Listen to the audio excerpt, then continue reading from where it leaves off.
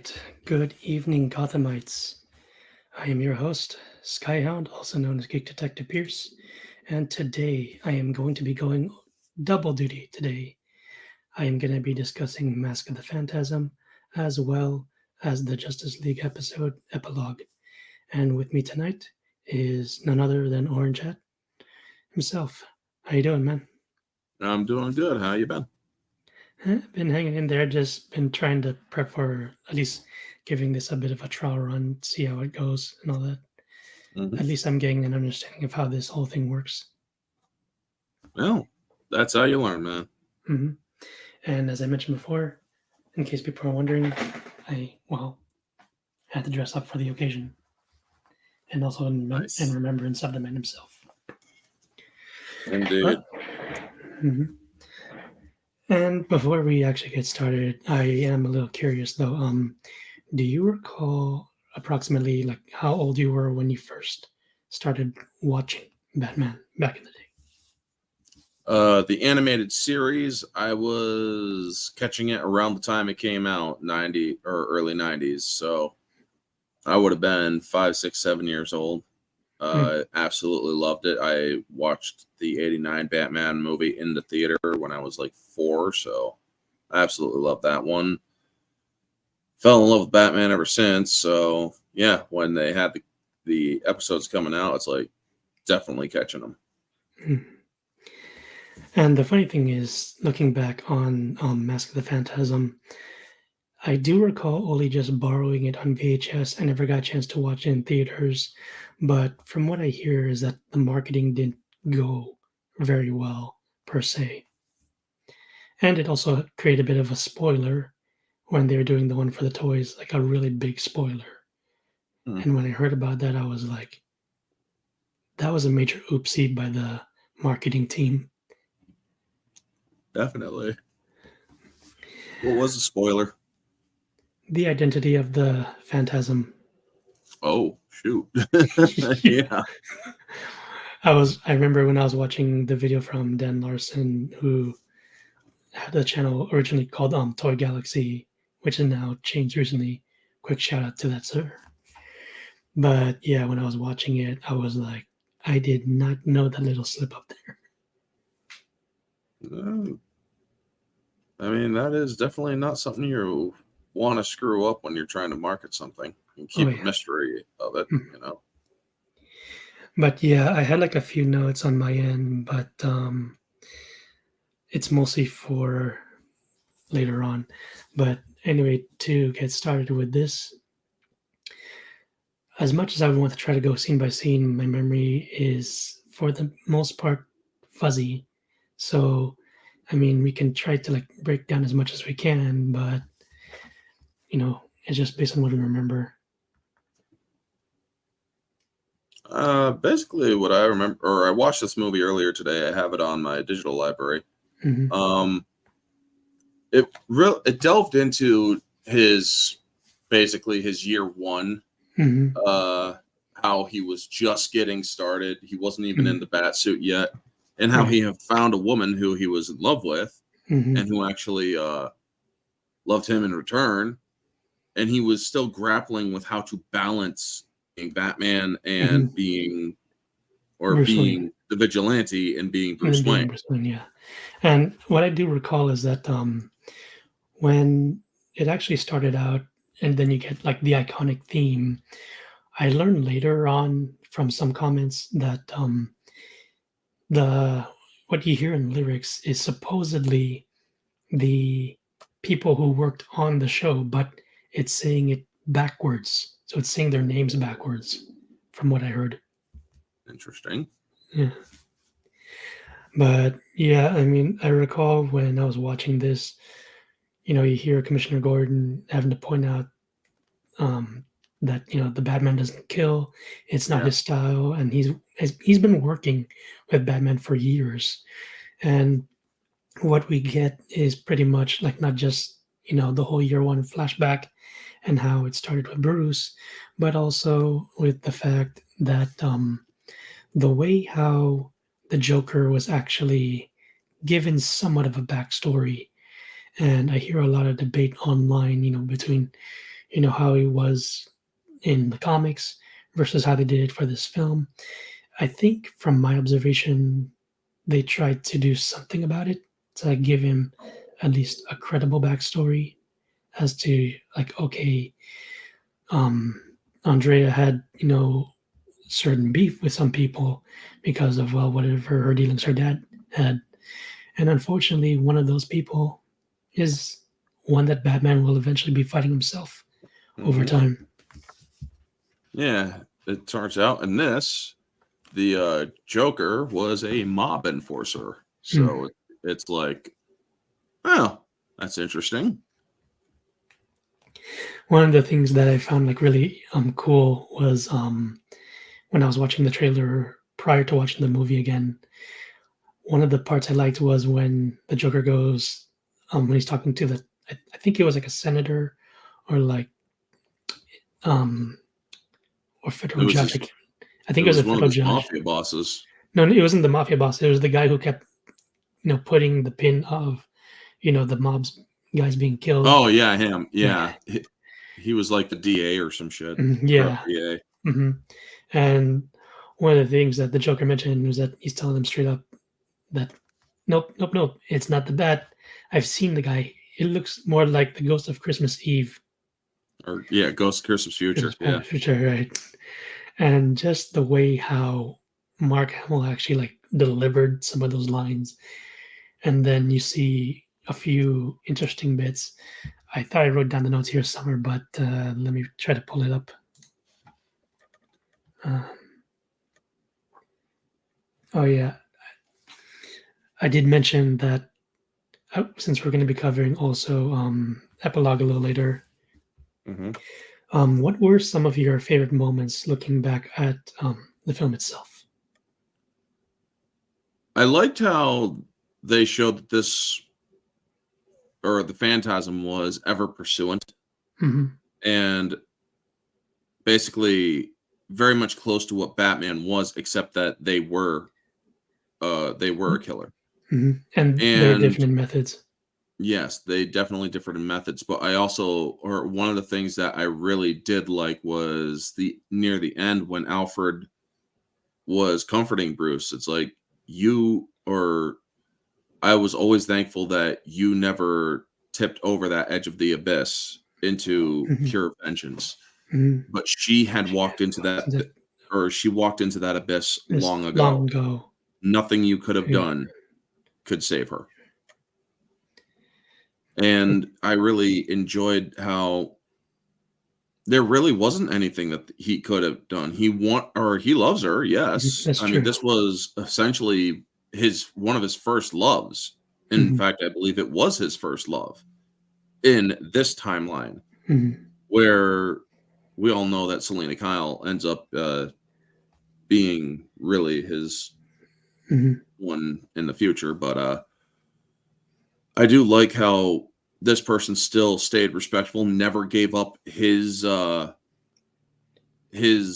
identity. hmm I mean, she went after the Joker, but we all know that she failed against the Joker hmm because the Joker still lived. Uh-huh. However, it's really left up in the air. It's like, did she kill the Joker? hmm you know? hmm One of the I recall I was looking through the notes on Amazon when I was watching it a while ago. They mentioned the part with the motorcyclists that was actually in reminiscent for those who are classic anime fans would have noticed an Akira reference. Hmm. Never seen Akira, so I wouldn't know. Fair enough. And I mean, I myself, I just bought it recently, and I know that there's a lot of fans of that one. But some people did note that it's not just in this film, but you also see it a little bit in Return of the Joker. Basically, when the Joker is using the satellite to try and attack Terry in the Batmobile, Mm-hmm. they say there's like a certain moment where when the beam narrows, that was roughly reminiscent of that in one of the scenes. Mm. Interesting. The or when it comes to this particular animation of Batman and Batman Beyond, Mhm. one of the things, or Kevin Conroy, I really do believe is the iconic voice. I mean, yes, the later on DCAU oh shit, or what's his name? Peter O'Mara. Mhm. He does a very good Batman voice, but when it came to Kevin Conroy, I don't think any, or he really did do a wonderful job at portraying both Batman and Bruce Bruce Wayne, Wayne. because you have to have that dichotomy, Mhm. even, and In especially turn, the epi or with the epilogue, his voice still hasn't changed much, even though at that point he is basically knocking on death's door mhm. in old age. And now that I think about it, though, if there's one bit of dialogue exchange that was really interesting, is that when we're talking a bit about the difference between Andrea and then Bruce towards the Mhm. climax, and then the Joker's laughing his head off. Prior to that, Bruce is pretty much telling her, "But Andrea, what good would vengeance of?" And she basically tells him point blank, "The only one who knows the answer to that question is you, Bruce." Yep, she does. Or and that is one of the things. I mean, I love how they say that Batman doesn't kill, and it's actually, that was something that they created for the or the animated series. Mhm. Batman was a killer originally, and he would Originally, eventually adopt the moniker of not killing, because he realized the very important lesson of justice, not vengeance. because if he had went Because down that path, he would be no different than the people he's fighting against. exactly. Now, there are those versions of Batman who do in fact kill. I mean, the Grim Knight is actually a very good example of that, where Bruce Wayne picked up the gun that Joe Chill used to kill his parents, and he shot Joe Chill, Mhm. and it shaped his life. But this Batman is not one who kills, or probably because he realized. Now, I don't know if this is confirmed in this timeline. Killing somebody is not the answer, especially because they have no way of atoning. Mhm. And speaking of other Batman voice actors, I probably pointed it out a few times. I think on one of my alts on Twitter, but Mhm. Lex Lang, for any Power Ranger or Digimon fans, know that he actually also voiced Batman as well in The Brave and the Nice. Bold. Nice. And one clip I was shown was basically when Batman is literally flirting with Catwoman. And when I saw the clip, I was laughing my head off because as an adult, and arguably maybe even as a teen, if I had watched it, I would have cut the innuendo straight quick. Although I'm not trying to sound dirty or anything, but I'm just saying I'm paying attention to the details. Yeah, you notice it or there's a lot of things in the movies that we've seen as kids that we would never pick up until we are adults to fully Mm. appreciate the context. The One fir- of the things, Mhm. Go ahead. or specifically in this movie, was Harley Quinn's voice was used it for a different character in this movie. One of the blonde bimbos that was trying to get into Bruce's pants. Um, I mean, it's like, you also gotta, don't forget the I word, engagement. It's like, Mm. oh dear God, this woman is. I couldn't help but laugh. It's like this. How is this person a socialite? I mean, in Gotham, that sort of stuff would, I mean, tip off everybody that you are definitely not a socialite. Yeah. I mean, especially if you can't pronounce Ibiza correctly, Mhm. which which was a Dark Knight Rises reference. It's like it's pronounced Ibiza. You don't want people to know that you're not or social climber, because she pronounced it through phonetically, which is Ibiza or Ibiza. Mhm. And it's like, yeah, it's Ibiza, Mhm. which makes no sense. But I'm not a person that goes there. So, Mhm. but yeah, I really, or you notice a few voices that are very noticeable in this one, which she was one of them, the one who played Harley Quinn, and also rest in peace to her, because I believe she also passed away this year. Mhm. And also recently we lost the voice actor who played Two-Face. Yep, as well, or him as well. A lot of the animated series voices are going because, Mhm. well, the series wasn't 30 years ago, Mhm. and they've only gotten older and whatnot. And Mhm. Pretty much to quote Mark Hamill slash the Joker, um, the sad truth of it is none of us are getting any younger. yeah, And it occurred to me though, looking back at it, is that he's not just speaking to Batman, but he's stating a fact of life that affects all of us, myself included, is that it's unavoidable. and considering the Joker was an adult or was as old as he was back then, he's basically as old as Batman is, I'm guessing, or close to his age, possibly a Mhm. little older. So it's like this is a Batman that is or I think it was a 7-year thing in this Roughly. movie where it was 7 years ago. So Batman has been at it for 7 years, or it was actually losing her the first time that tipped him over into uh, choosing uh, vengeance over Bruce Wayne's life. Mhm. But we also do know that later on he does find a balance. It's just that he doesn't engage in a committed relationship. Mhm. And I really do like that dichotomy because it's like this is a person who everybody knows he's a very public figure, and he also ends up paying for any damages that Batman causes. That's actually something that runs along the entirety of all of the timelines, is that Wayne Enterprises helps pay for any damages that Batman causes. So it's like, yeah, I'm going to pay for that, even though I'm the one who screwed it up. So I'm definitely going to be the one to pay for Mhm. it. But we also see a lot of this movie was also used as a reference point to where he draws his inspirations from, Mhm. like his Batmobile. We saw that it was a futuristic car design. Right. Uh, his first year out on patrol, he realized he's going to need something to slow down his falls. He's going to need something to strike fear into Mhm. the criminal world. And it really is, or it's like or they weren't afraid of me. I need them to be afraid of me. Mhm. Otherwise, I'm never going to make a difference here. And that's how you basically, it's good to see that this is where his mind goes, you know? Right. One of the things I will point out, though, once we get to Justice League Unlimited, is that I think back to the two-parter with Kronos, the one with where Batman and Green Lantern are finding out about this guy who's manipulating time. Oh yeah, yeah, yeah.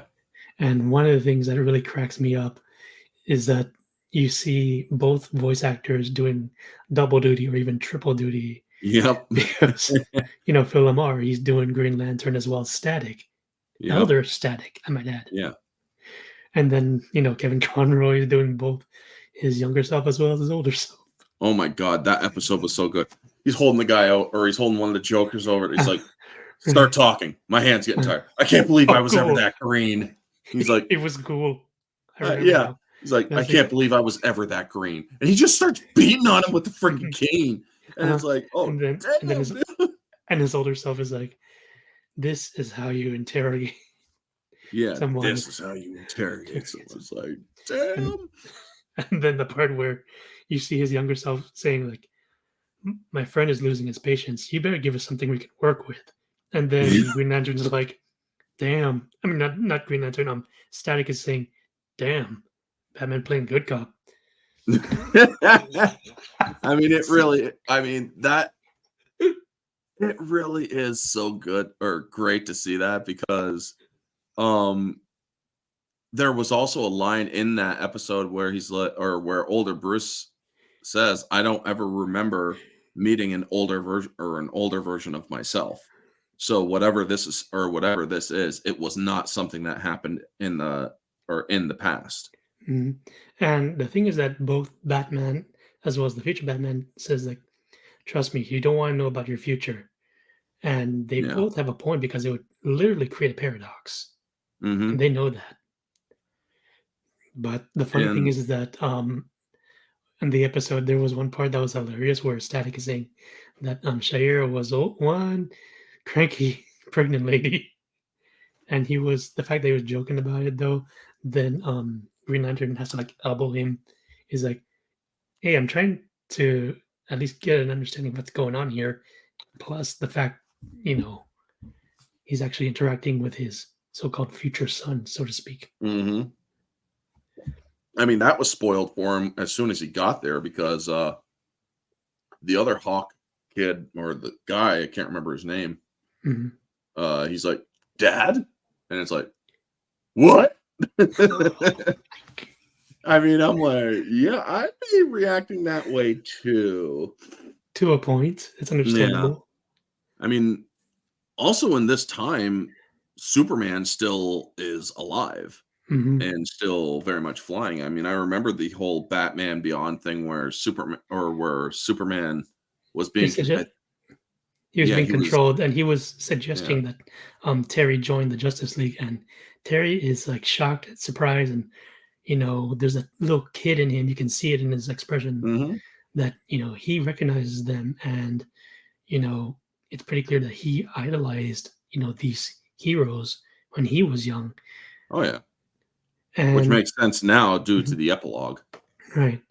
And going into that, I do want to cover real quick that when I was actually attending the virtual Q&A panel for the only Batman Beyond panel for GalaxyCon, and I did put the link down below in the description for those who are curious about it. I did have a 2-in-1 chat with both Batman, but during the panel, Mr. Friedel pointed out that I think it was Bruce Timm, the one who was working on it, that originally, I don't know how many people knew this though, but here we go. Originally in the episode, it wasn't Amanda Waller who was going to be responsible for cloning Terry. Hmm. Take a wild guess as to who it might be. Well, definitely wouldn't have been Bruce. That's right. So, I'm guessing it would have been Superman. Mm-mm. Then I have no idea. Selena Kyle. How the fuck would she have had the resources? That's the odd thing about it. I mean, I get the fact that she's a thief and all that, though, but if we're talking about financial comparison here, it's apples to oranges, pun intended. But Apples to oranges. This is for kiwis to freaking watermelons.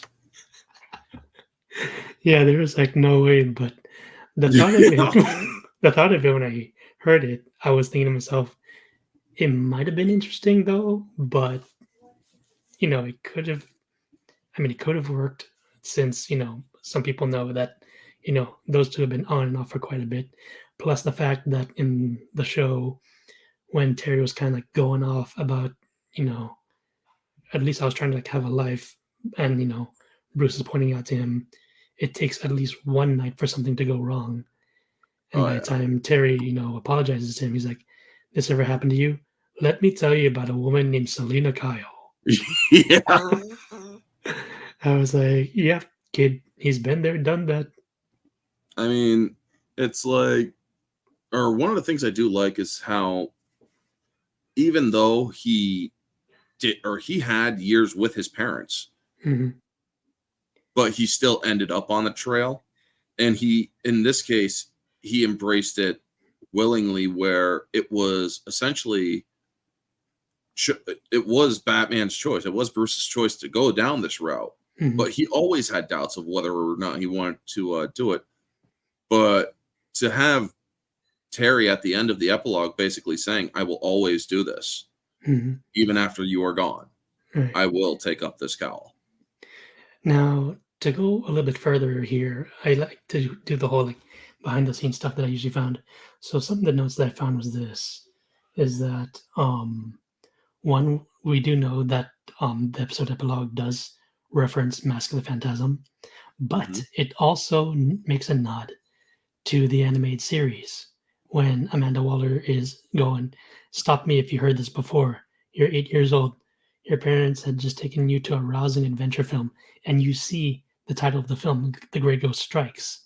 Yep. Quick Which nod was to Adam West with the episode Beware the Grey Ghost. Yep, I remember, or I watched that not too long ago, where he was, or the whole Grey Ghost thing, where freaking Bruce actually steals the reel, watching it as an adult again. Just him like being able to like fanboy a bit. To Yeah. me, that was definitely not just a touching scene, but also it also spoke to most of the geeks in us that are fans of certain actors and the like. So the fact they Mhm. made that, and we also get to see both Batman perform on that episode. I mean, it's just freaking great. Yeah, I mean, this was one of the inspirations of Batman doing what he did, Mhm. or doing what he does. And when they actually get to the assassin not wanting to pull the trigger, and it was, or I remember back when it's like, God, why does that thing look familiar? When I originally saw the epilogue, I'm like, why does the assassin look familiar? And then Mhm. I remember, and then the second time I seen the epilogue, which was years later, which was a couple of years ago, I was like, no shit, that's a Phantom Girl. And then Mhm. she takes off her The, thing, and it the, actually is her mhm. as an And older woman. right. And as I coyed though towards the end, and when on your live stream for the Two Towers, as Hmm. Amanda Waller pointed out, I argued with her, but deep down I knew she was right. Batman is obsessive that he would use any means to try and achieve his goals, but he would never resort to murder. So if Yeah. I was to honor all that he stood for, neither could I. Yep. And then Terry pretty much just points out I mean, just to kind of backtrack a little bit here, when you see the black and white, I want to point out to people who don't notice this. According to the notes, the black and white sequence, according to writer and producer Dwayne McDuffie, it never happened. It is all in his head. Basically, it's what might have happened if Terry quit being Batman. So the Hmm. part with him arguing with Bruce and then breaking up with Dana never occurred. Nice. And the thing that I really like though is the fact where it kind of points out that Terry's like, how could you do this to me, Bruce? The only thing that matters is the mission. You know that. What about Hmm. people, Bruce? Dick, Barbara, Tim, Selena? They all loved you, but every single one of them left you. Ever wonder why? Not for an Yeah. instant. They quit because when it came down to it, they didn't have the heart for the mission. Are you about to quit too? It doesn't really surprise me. And then it just cuts back to Terry, having that conversation with Amanda Waller. But what really got me choked up was when she's explained to Terry the whole story about, him and Ace and, the whole Royal Flush Gang thing again. And as she points out, a second group of villains to call themselves the Royal Flush Gang, or the third who can keep it all straight. That Hmm. line just kind of got me chuckling a little. But what you find out is that the ones who make the Royal Flush Gang, it's actually, I wouldn't say poking fun, but it kind of is. The one for the king, it was in reference to a guy who, on the Marvel side, I share the exact same birthday with, Hmm. Jack Kirby. Oh, nice. We both share the same birthday. Nice. And then, of course, you have the one with the queen. Turns out it's a guy. The whole drag queen reference. Hmm. Then the samurai guy, though, you find out it's a black guy at the end because, Phil Lamar voiced Samurai Jack. Yep. But the discussion we have with Batman and Ace is like so freaking good. When Ace is saying like, did you like playing with my new Royal Flush Gang? Can't say that I did. Yeah, they weren't any fun either. I gave them their powers and they still hardly played with me. Can't imagine why. And then she goes on where she says, when I was little, Katniss used to make me play all kinds of games, but they weren't any fun either. And then she pretty much points out like the dark side of like what Katniss was doing. They weren't really games, you know. They were training me, turning me into a weapon for justice, they said. They got their weapon. I got cheated out of my childhood. And Batman pretty much like sympathizes with her because both have gone through traumatic experiences. And both were cheated out of their childhood. Mhm. And just like right when, you know, she knows that Batman wasn't going to use the weapon that Amanda gave him. She's like, you were going to try and talk me into fixing what I've changed before I die. Yes, I'm dying very soon. And then she just like when you see her look at Bruce, and she says, "Could you stay with me? I'm scared." You can really tell that she really needed someone who can not only understand her but also be able to at least Relate. sympathize. Yeah. Because the thing is, earlier when Waller points out, you know, that Cadmus Cytex predicts ages probably days, maybe hours from a massive aneurysm, and when the heroine said, "Problem solved," not that simple. When she goes, the psychic backlash could destroy anyone within range of her powers. That is a distance being measured in miles. Mm-hmm. But eventually, though, she points out, he sat with her until her time came. That's the Bruce Wayne I've come to know over the years. And I mean, I'm just kind of going line by line because at least Yeah. with episodes, you can kind of break it down. Movies, you're limited on time because it takes a while. But since it's been a while since And both of us watched it, well, we can only do so much. yeah. Now, one of the things a lot of people love to say when it comes to Suicide Squad and Amanda Waller is they all know what's her name as Amanda Waller from the movies. I remember Amanda Waller as or from these shows, CCH Pounder being the Right, yeah, voice. she did awesome. I mean, as much as I want to try to like, you know, emulate, though I know that my Yeah, timing you is can never definitely do off. it. Yeah. No way. But another thing is, it's like I love how when she interacted with Batman, she's like, "Oh yeah, back off, rich boy," and his reaction, he's like, he flinches a little bit, but then he goes stoic again so that nobody will catch it. But the first thing he does in the next episode is he goes after. He's like, "How the frick do you know who I am? Oh, you really think it's that hard to figure out that you and Batman are the same person?" I mean, she figured it out quite easily because, well, she also had a lot of resources, and she is no fool. I mean, Amanda Waller was a genius even before she was an evil genius. But I do like the epilogue because this is a woman who had reflected on her life and realized I'd done a lot of harm, but in this case, I wanted to atone. I wanted to balance it out in the end before my time comes. And what I realized is that Gotham needs a Batman. So that is why I did what I did. Is it selfish? Yes. Does it require the tragedy? Yes. But we are people who understand that in order for something monumental to happen, there has to be something as equal negatively to happen. Batman healed Gotham City to such a degree. However, it required so much sacrifice on his end. And that, unfortunately, is the formula for creating Batman. You have or genetics, yes. You have smarts, yes.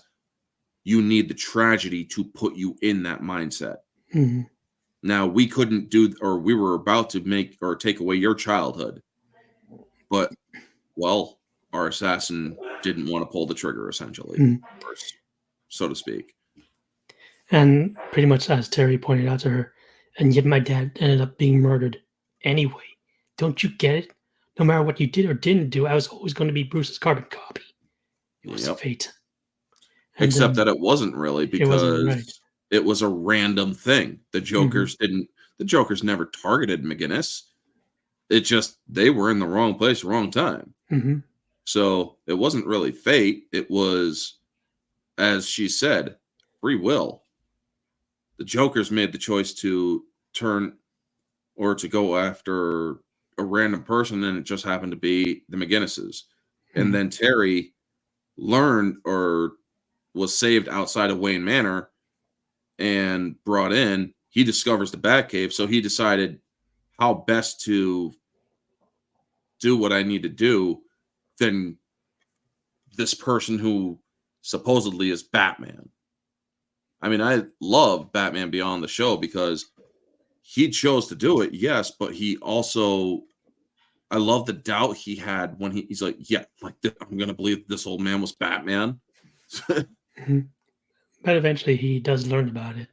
Hmm. And the thing is that as he finds points out in the end, after, he comes back, Bruce is telling him, "You're in my chair." "Yeah, Yeah, guess I am." "Where the devil have you been?" "I had some stuff to take care of." yep, "Enigma's overrated, especially after 3 a.m." yeah, "You could have called. I made you some soup, but it's cold. yeah, Sorry, didn't mean to worry you." "I was worried about Gotham. If yeah, Batman's not around, I've got it covered, always." yeah. And then the part that just gets me grinning every time, right when Terry says, "Right, better suit up. You should eat something first. Keep up your strength. When I get back, you're a stubborn piece of work, you know that. Yeah, like Just my like old my man. old man." Yep. And then we get the reference from not just the show, but also very first episode of On Leather Wings, the Huh. very first episode of Batman, the animated series, because it plays it in Batman Beyond style, and then you see one of the pilots going, "Did you see that?" Now, fun geek tidbit. I also put this in the link below for those who are curious. Will Friedle, for those who are Kim Possible fans, he does a podcast also with his co-host who was Kim Possible on the show, and one of the first guests they had was Kevin Conroy himself. Oh, nice. And the title pretty much pointed out the voice of Batman can freaking sing, which is Yeah. of course in reference to the episode This Little Piggy with of course Wonder Woman and him having to fake something to Circe. And they point out in the episode that if you really want people to like literally go wild and cheer, listen to this man sing, and he literally sang that Hmm. song, and I was like, "Holy crap, this guy's talented!" Yep. Oh boy!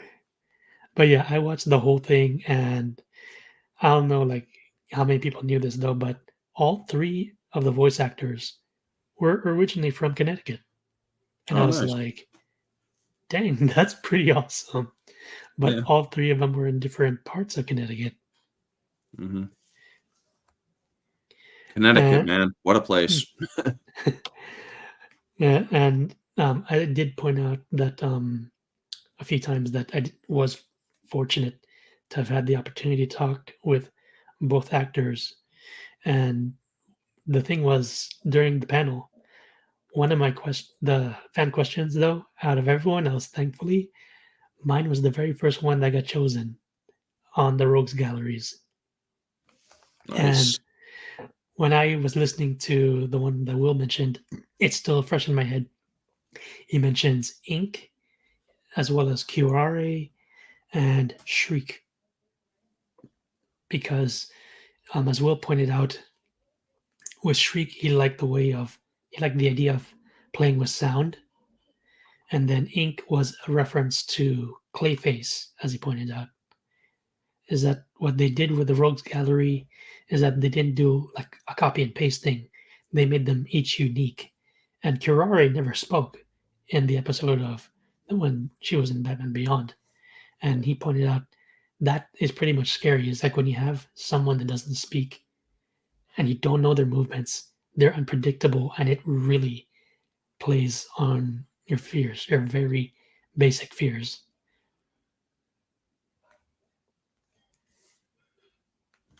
Yeah.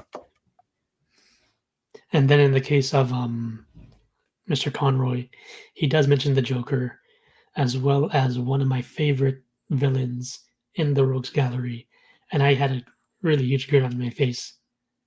Mr. Freeze, Rip Michael and Sarah, Hmm. because that guy, we not only see him in Heart of Ice, but we also see him in Sub-Zero Yeah. and the Batman Beyond episode Meltdown. And I'm not sure how many people knew that though, but from my observation, I think that was his last stint playing the character. I think. Probably. And I just love the part where Terry notices that the whole place is coming down after Blight pretty much destroys most of it. And Mr. Freeze goes on to tell him, "Believe me, you're the only man that cares." And I'm just like, damn.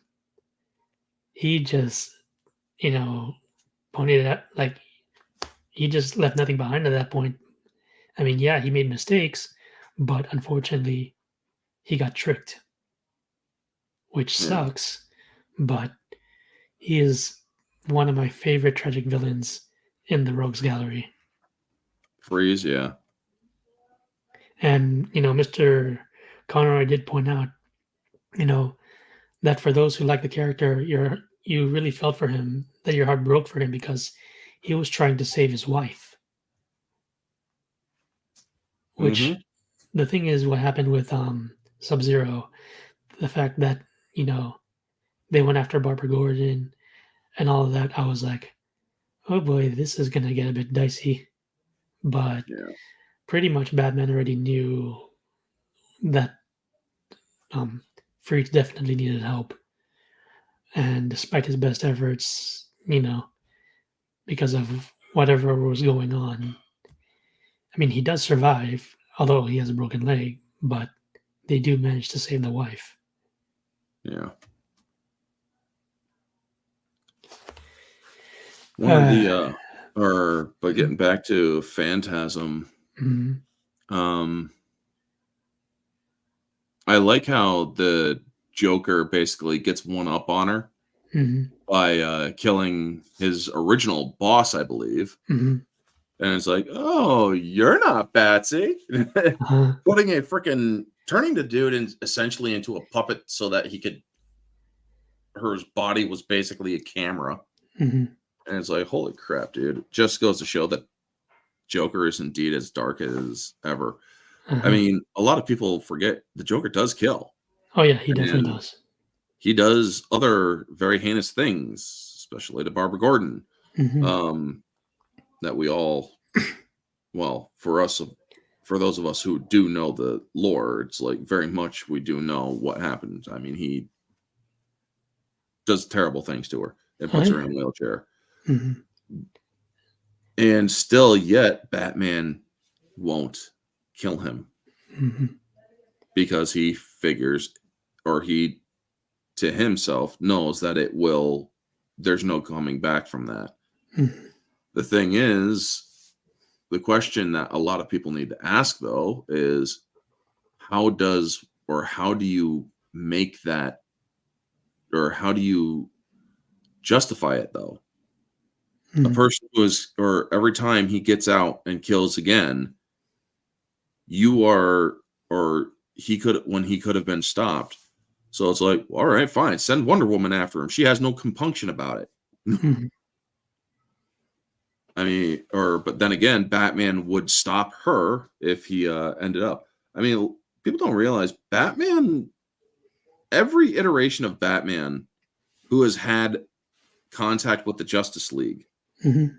he knows how to stop every single one of them. Mhm. Another great movie is Justice League. I think it was Doom, Yeah. where they were all wondering how did they know all this stuff, because I was the one who came up with these plans. They took it, or they went to or to kill you. My plans were simply to stop you or neutralize you, not to kill. Mhm. Simply to And disable them, not to kill them. yeah, and it's like, this is none of us would ever do that to you. Then you're damn fools. Mhm. Because if I ever go bad, I would want you to stop me. But good luck stopping him because he knows all your weaknesses.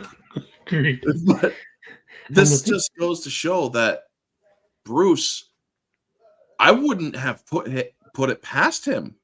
Honestly, in the epilogue, it's like I would never do the stuff, something like that. It's like, yeah, except he never says that. he doesn't. All he says is that technology's been illegal for 40 years.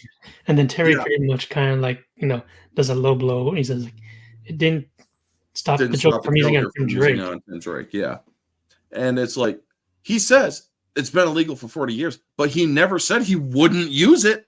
Hmm. I mean, Batman realizes that there is a necessity to doing terrible things in order to serve an absolute good. Hmm. Unfortunately, Sometimes you have to do the opposite, but you have to also know the consequences even right before you do it. It's exactly, and that the is whole the kind of weighing of things though is something that arguably I'd say he's used to, but you put it in the hands of the other members, no chance. I mean, to even go even further with regards to when Superman's cousin came into play, and then she got corrupted by Darkseid, and Batman pretty much outthought Darkseid with the whole using the code on his Hellspawn, and that actually impresses Darkseid when he said, well played. Had the Amazon or the Kryptonian played that gamble, they would have lost. They do not have the strength of character for trying to destroy an entire planet to achieve success. But you, a human, you sacrifice your own people to win battles, an admirable quality. yeah. I So mean, Darkseid gets it.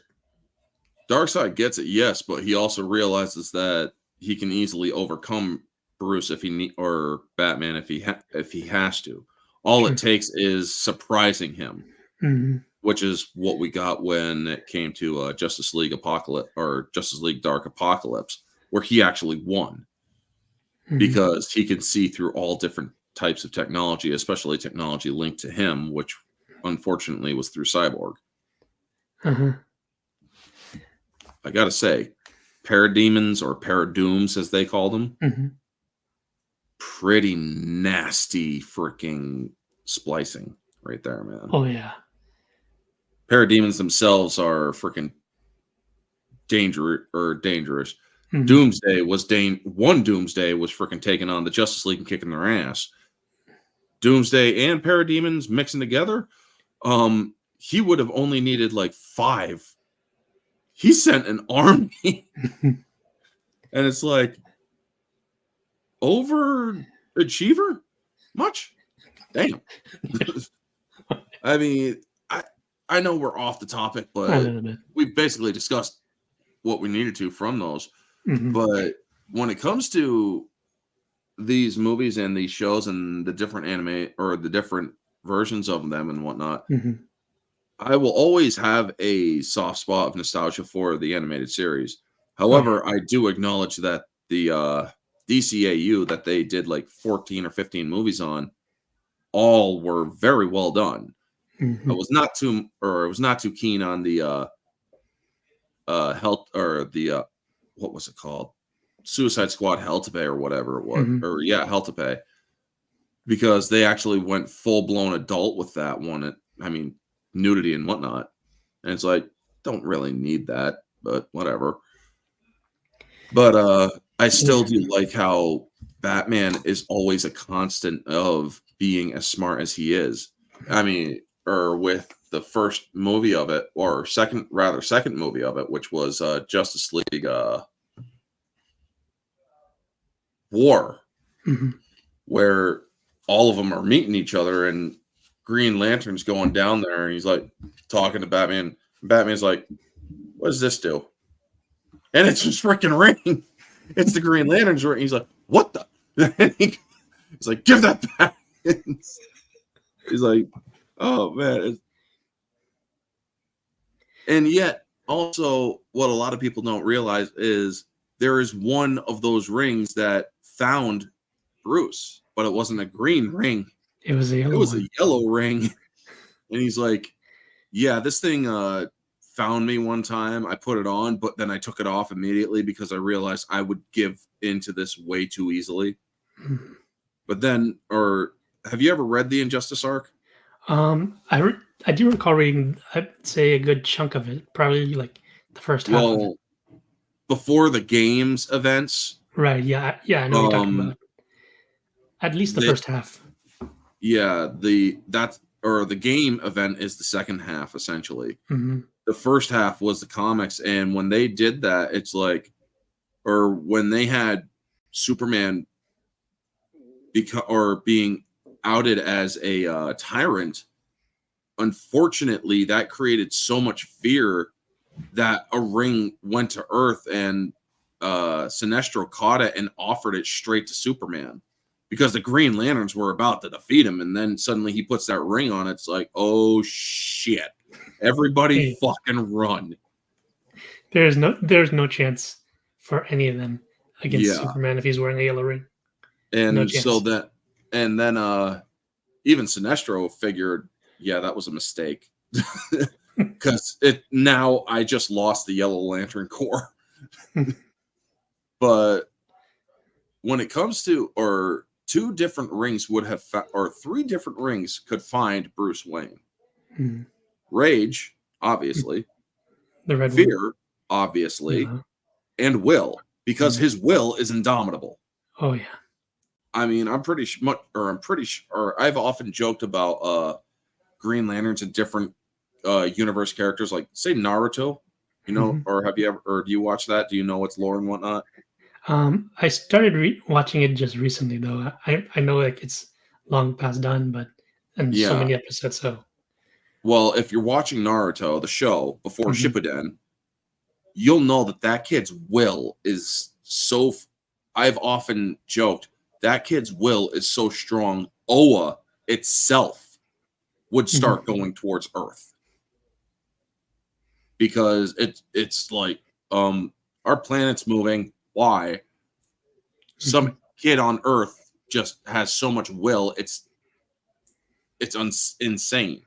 Mhm. But honestly, I would say the same about Bruce Wayne. His will is so strong that even psychics can't get a read on him.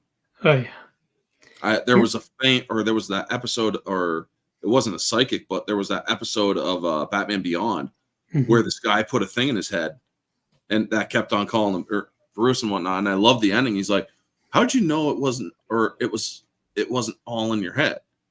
Well, this voice kept on calling me Bruce. Well, what do you call yourself?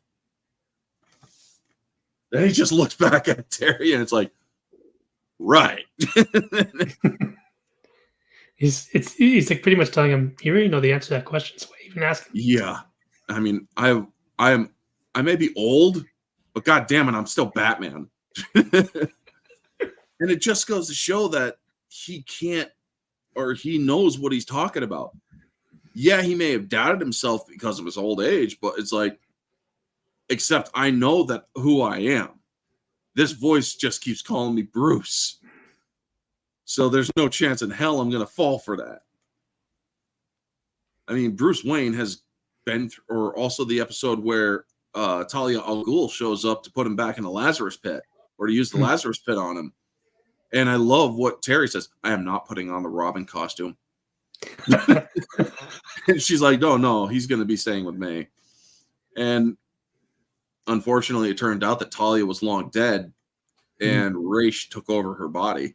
Yeah, And you're when like, your I saw that, I own was like, holy crap. daughter, dude. Not to mention, you're still willing to kiss Bruce. And I'm like, what the heck? It's like, did you always? Or I mean, were you? Oh, I don't know, man. That's just kind of weird. But I do like that they brought back the original form for Batman Beyond. Unfortunately, he's also passed on too. He was also in Teenage Mutant Ninja Turtles 2. Great actor. nice. He played the doctor. He played the doctor that was responsible for the ooze. Oh yeah, I remember that guy. Yep. And he played Ra's al Ghul, and I was like, wait, that was Ra's al Ghul? It's crazy what you find. Yeah, I mean, it's like all these voices that I've looked up, and it's like, my God, I have seen these people in so many different things, and I never even know it. Hmm. Because now, as an adult, that's when you look into these things. You don't recognize their voices as a kid. You don't really care about who their voices are as a kid. True. But as an adult, it's like, holy crap, this is interesting to know, you know? Hmm. And then they came out with the whole thing, or Kevin Conroy came out, and it's like, yeah, but that's really never mattered to me. Uh-huh. And it turns out Batman, all through these years, was voiced by a gay guy. Well, okay, that's fine. Who cares? Mm-hmm. I mean, or having a gay guy playing a straight guy is nothing new. It's been happening for 30 years. I mean, probably longer than that. Like you mentioned, though, Sir Ian McKellen played Gandalf.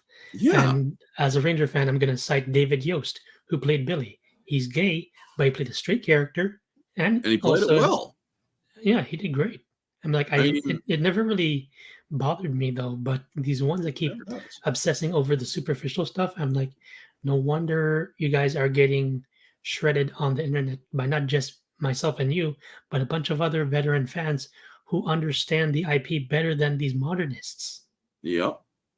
And it turns out that it's like, here's the thing. Even Sir Ian McKellen is calling out these people. Mm-hmm. It's like, my sexuality is important, yes, but it shouldn't be important to how I do my work. Because he knows how to separate it. And he's been doing it for even heaven knows how long. He was around even before we were even born. For heaven's sake. He's been acting since, I believe, like the 60s or 70s. Mm-hmm. And it just goes to show that or Sir Derek Jacobi, I believe, is who is also gay, who, if you've seen the Underworld movies, he played Corvinus. Oh yeah, I remember the character. And he also played one of the senators in Gladiator. Mm-hmm. And, well, we all know that Patrick Stewart's gay, yet he played Picard, one of the most iconic captains in Star Trek history. Well, not just that, but he was also quite the ladies' man, too. Uh-huh. I mean, he apparently fathered a kid with Beverly Crusher, came out years later, and it's like, but was Wesley his son? I honestly never understood how it happened, because it's like, well, unless this was like a liaison back when they were all in Starfleet training, I don't know. Because I always wondered, when did they get together? But yeah, getting back to DC and them, though, and it is almost time to wrap it up, but I really did a lot of people say that Mask of the Phantasm is the best Batman movie out there. They're not kidding. Definitely. That movie is objectively very well put together. I really enjoy it. I can actually revisit it on a whim. And even though it's simple nowadays, it has its simplistic style of art. It still stands the test of time. Yes, it stands the test of time. And the epilogue to JLU, I love how they tie that into the old animated series, because that shows that these universes are very much the same universe. I mean, you go from Batman animated series, Superman animated series, World's Finest, which even today I still haven't found a digital copy for, the Adventures of Batman and Superman. I believe the Adventures of Batman and Robin also were integrated into Batman the Animated Series. It was, yeah. I watched a few. Yeah, I have the physical copies of the animated series, but I also have the digital copies. I want to get eventually Justice League Unlimited and Justice League. I just recently only got the first 2 seasons. I didn't get the last one yet. Yeah, or Justice League Unlimited, I believe. I had the first one. I haven't gotten the other one yet. Yeah, Justice League, I believe, I believe they all only had 2 seasons, but numerous episodes. A lot of episodes, yeah. I mean, back then, episodes for a single season ran into like the 40s or 50s. And nowadays they are just it's like 16, 17 episodes, 24 episodes. They don't go much higher than that. Mhm. Unless you're doing Japanese anime, in which they do like five freaking hundred episodes. I mean, depending on the IP and what is being covered. Yeah, I think they're up to like 1,000 now with One Piece. And Naruto, they only did 500. Shippuden, they only did 500. And I believe Boruto, they went up to, I think 500. I'm not sure. I think Boruto's still going on, but I haven't even looked at Boruto because I haven't finished Shippuden yet because Hulu is taking way too long to get the English dub for the last 100 or for the last 70 episodes or 75 episodes. And it's like, I can watch 10 of them at a time. And it's like, come on, man, get these episodes out there. It's understandable. Mm-hmm.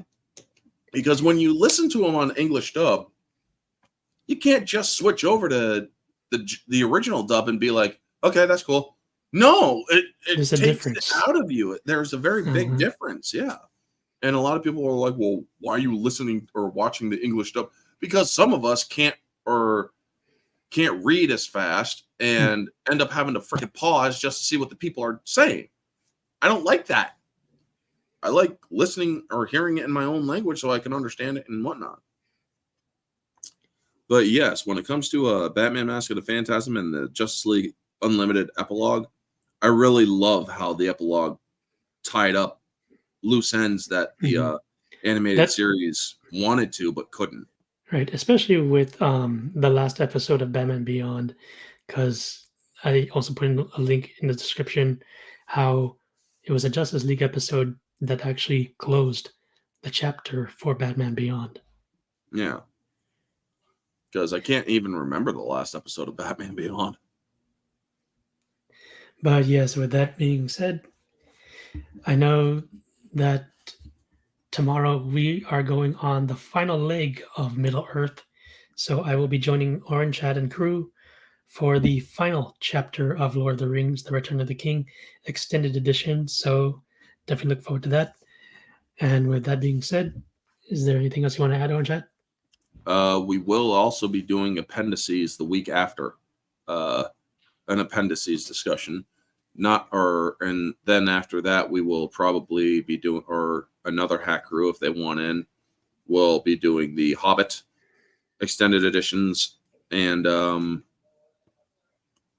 Tuesday is Jason Bourne Tuesdays on my channel for the month of November, except for Legacy because Legacy doesn't have Bourne in it. Wednesday is Ones and Twos with Mara for Secrets of the Ooze, and Singles is Thursday, 8 p.m. with Shin Godzilla on my channel with Mara. And that's all I got going. Yeah, in my case, though, I know that roughly in 2 weeks, it's going to be a year since Jason David Frank passed away. So I might try to squeeze in a live stream for this. And I know there's a lot of Jason David Frank fans. So, oh my God, it's almost been a year? A year. Holy crap.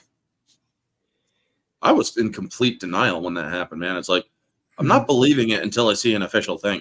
And people are telling me, yeah, he really did die, dude. It's like, I'm not believing it until I hear it or a freaking news report on it. Right. Even my cousin told me about it, though, on Viber, and he says, like, did you hear about this? And I'm like, hear what? Then I see the posts from some of the Rangers, including Walter E. Jones, and I'm like, wait, what? And I was also in denial myself, and I had to wait also until we heard about it. And then I'm like, shit. Yeah, it hits you.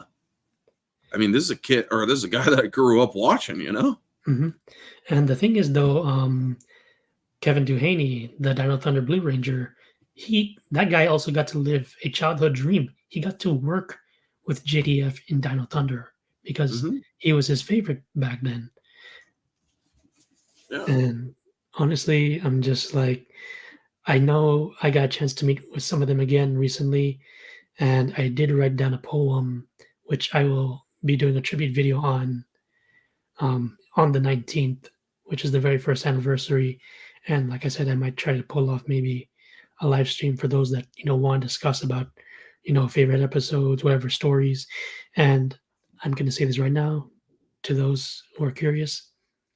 I am doing a research project for the franchise, but I am not going to be covering 3 decades, at least two, because most of us have our preferences and all that. But thankfully, I am kind of slowly getting the ball rolling. I did speak with a few suit actors as well as the prop master himself, Mark Richardson, not too long ago. So, yeah, I'm definitely going to be needing a lot of help from not just fans and the Rangers, but also I got to research on, who was actually involved. If I'm able to talk with them, get some interviews. But to be frank, if there's going to be one, I guess I could say lucky shot, if I'm able to actually get to, I really would love to, even though I might not get the chance, I would love to interview the lady that started it all, Miss Loesch herself. Even though there's likely videos of, her having interviews and all, there's probably some things that wasn't covered though during those interviews. So I might try to give it a shot if I'm lucky. I mean, it's a long shot, but I'd love to. Yeah. And with that being said, I am Geek Tech Pierce, also known as Skyhound. Hope you guys enjoyed this stream. Stay humble, stay frosty, and always stay alert. Peace.